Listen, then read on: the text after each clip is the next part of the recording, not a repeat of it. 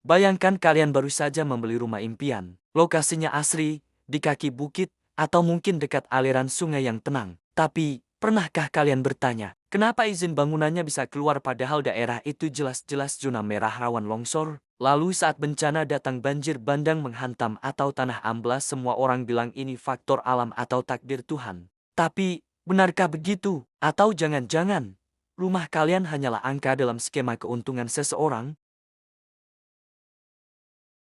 Kenapa di Indonesia bencana kerasa kayak siklus tahunan yang nggak pernah usai? Apakah kita memang tinggal di negeri yang dikutuk?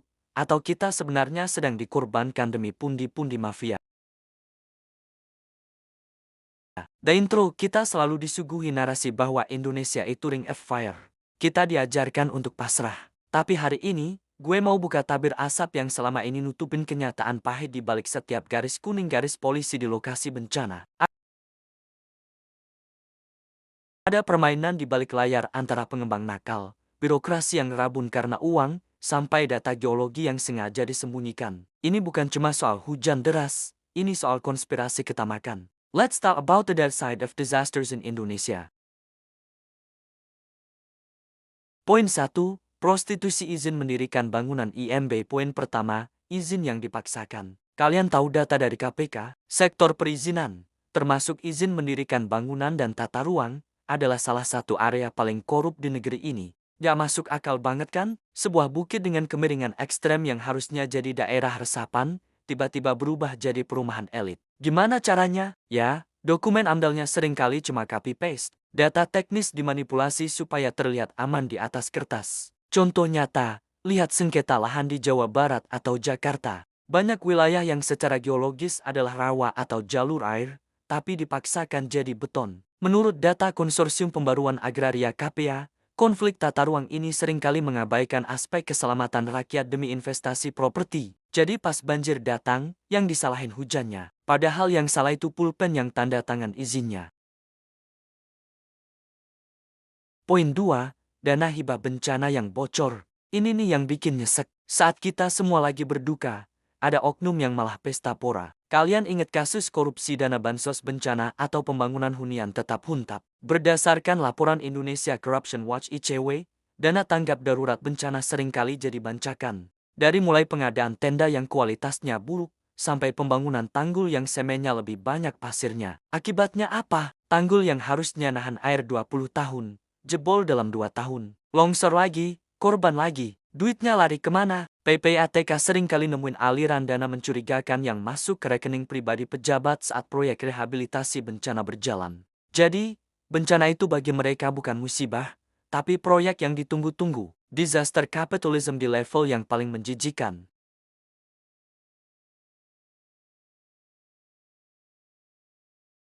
Kalian butuh fakta yang bikin geleng-geleng kepala. Coba dengerin ini. Di beberapa kota besar di Indonesia, tanah kita ambles bukan cuma karena pemanasan global, tapi karena pengambilan air tanah besar-besaran oleh gedung komersial yang nggak bayar pajak air.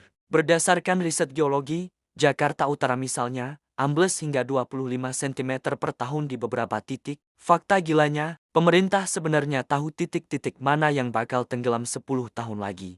Tapi, data pemetaan risiko bencana ini seringkali dirahasiakan atau nggak dipublikasikan secara transparan ke calon pembeli rumah. Kenapa? Karena kalau publik tahu, harga properti di sana bakal anjlok dan bisnis para raksasa bakal hancur. Mereka lebih milih kalian tenggelam daripada saham mereka turun. Poin 3, hilangnya hutan bukan karena kayu, tapi kebijakan. Terakhir, soal deforestasi. Kita sering nyalahin penebang liar. Tapi yang lebih ngeri itu adalah penebang legal yang dapat izin pelepasan kawasan hutan dari pusat. Data KLHK emang bilang angka deforestasi turun, tapi coba cek di lapangan. Tiap kali hutan dibuka buat tambang atau sawit, DA serap air hilang. Pas longsor di hilir, yang disalahin siapa? Warga yang buang sampah di selokan. Padahal di hulu, ribuan hektar pohon udah jadi ekskavator. Ini adalah ketidakadilan yang sistematis. Mereka yang dapat emasnya, kita yang dapat lumpurnya. Gue nggak bermaksud nakut-nakutin kalian, tapi kita harus bangun. Kita nggak bisa cuma ngandelin nasib kalau sistemnya emang lagi nggak sehat. Pertama, cek peta risiko bencana. Buka aplikasi Inarisk dari BNPB. Lihat zona rumah kalian. Jangan cuma percaya kata marketing pengembang.